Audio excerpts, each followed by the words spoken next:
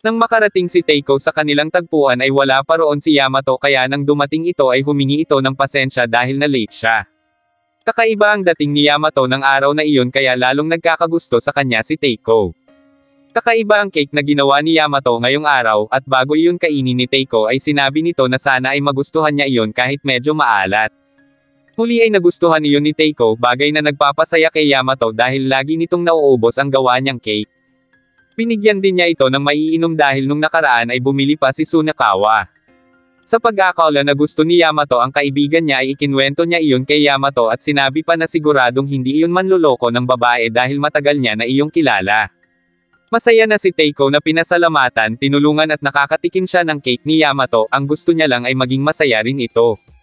Nang may sasabihin siya muli tungkol kay Sunakawa ay nakita niya itong umiiyak kaya nagulat na lang siya pero sinabi nito na napauwing lang siya at saka umalis. Sinugod ni Teiko si Sunakawa at tinanong kung anong ginawa nito kay Yamato dahilan para umiyak iyon. Mukhang wala lang naman itong pakialam hanggang sa sigawan niya na ito na may gusto si Yamato kay Sunakawa. Pero sinabi ni Sunakawa na si Teiko talaga ang gusto ng babae, natigilan si Teiko at inisip na binibiro pa siya nito. Kumalma lang si Teiko nang sabihin ni Sunakawa na sinabi ni Yamato na cool daw siya. At dahil napapagod na si Sunakawa ay sinabi na niya ang nalaman niya nung nagpunta sila ng park, noong araw na nagpunta si Teiko sa CR ay maraming sinabi si Yamato tulad ng kung may girlfriend na raw ba ito, at nang malaman nito na wala ay sinabi nitong maaari pala siyang magkagusto kay Teiko. Hindi makapaniwala si Teiko dahil ayon sa kanya ay ayaw paalisin ni Yamato si Sunakawa noong nasa silid sila pero iyon ay dahil nahihiya iyon na maiwan ang sila lang dalawa. Pinayuhan ni Sunakawa ang kaibigan na mas talasan pa ang pakiramdam sa ibang tao. Dagdag pa ni Sunakawa na mabait si Yamato pagkat tuwing kasama niya iyon ay sinasabi lang nito kung gaano niyon kagusto si Teiko, hindi tulad ng ibang nagustuhan ni Teiko na kung ano-anong masasakit na salita ang sinasabi tungkol sa kanya at iyon ang dahilan kung bakit hindi pinapansin ni Sunakawa ang mga babaeng iyon, tulad na lang ni Seto. Doon na pagtanto ni Teiko na kaya pala masungit si Sunakawa sa mga babae ay dahil sa masasamang sinasabi ng mga iyon tungkol sa kanya. Napaiyak na lang siya at humingi ng tawad sa kaibigan.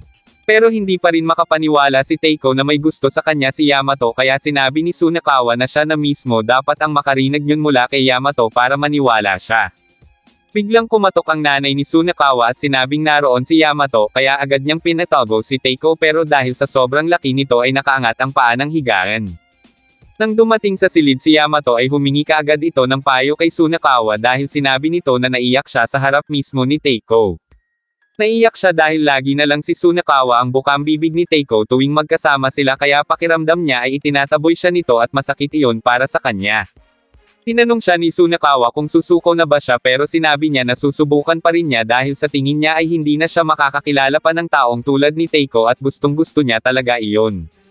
Ipinaulit ni Sunakawa ang huling sinabi ni Yamato, ang gusto niya talaga si Teiko hanggang sa nilapitan na niya si Teiko at sinabing ito nooman ang umamin ng nararamdaman para kay Yamato. Lumabas ito mula sa ilalim ng kama na ikinagulat ni Yamato pero sinabi ni Sunakawa na hindi naniniwala si Teiko hanggang hindi nito naririnig mismo ang totoo. Kaya naman sa paghaharap ng dalawa ay umamin na sila sa isa't isa at ngayon ay matatahimik na si Sunakawa. Kinabukasan habang nasa park ay binigyan ni Yamato ng cake si Sunakawa bilang pasasalamat.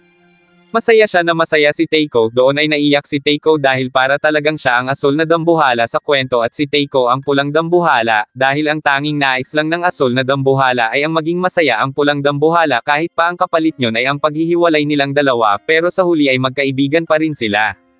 Niyakap ni Teiko ng mahigpit si Sunakawa na halos hindi na ito makagalaw. Maya-maya pa ay sabay nang naglakad sina Teiko at Yamato pauwi habang iniisip ni Teiko ang mabuting samahan nila ni Sunakawa.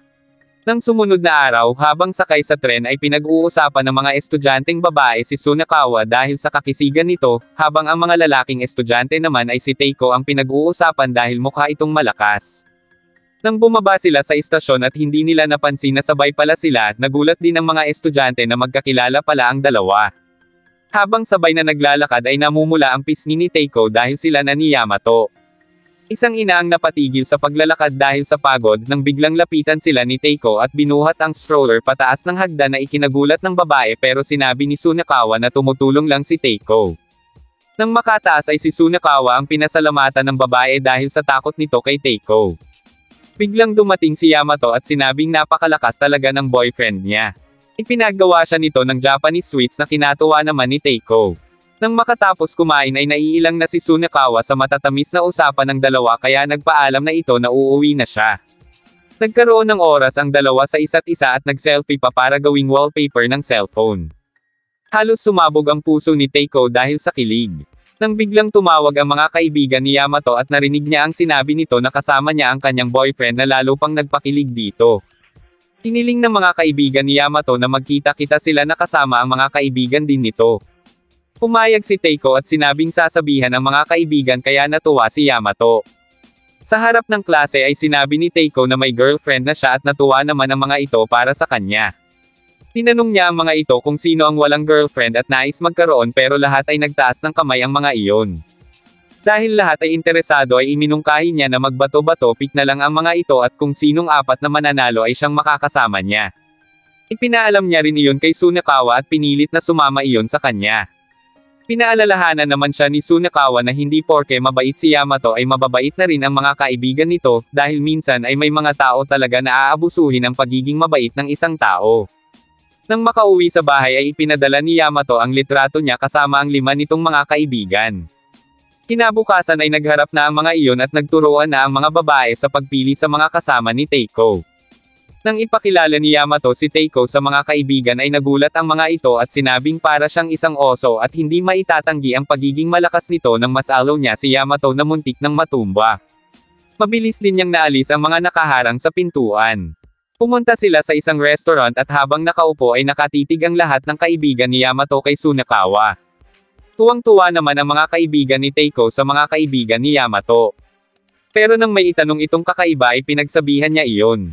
Maya-maya pa ay nabanggit ng isang kaibigan ni Yamato ang tungkol sa school festival at inimbitahan nila ang mga iyon. Dalawang kaibigan naman ni Yamato ang nagpaalam na mag-CCR pero natagalan ang mga iyon sa pagbalik kaya sinundan na iyon ni Yamato pati na rin ni Teiko. Pero bigla nilang narinig ang usapan ng dalawa na pinagtatawanan ang itsura ng ating bida. Doon naalala ni Teiko ang sinabi ni Sunakawa na hindi porke mabait si Yamato ay mabait na rin ang mga kaibigan nito. Habang nagtatawanan ay nakasalubong ng dalawa sina Yamato na umiiyak at ipinagtanggol si Teiko at saka umalis. Sinundan siya ni Teiko at humingi siya ng tawad dito sa masasakit na salitang nasabi ng mga kaibigan niya.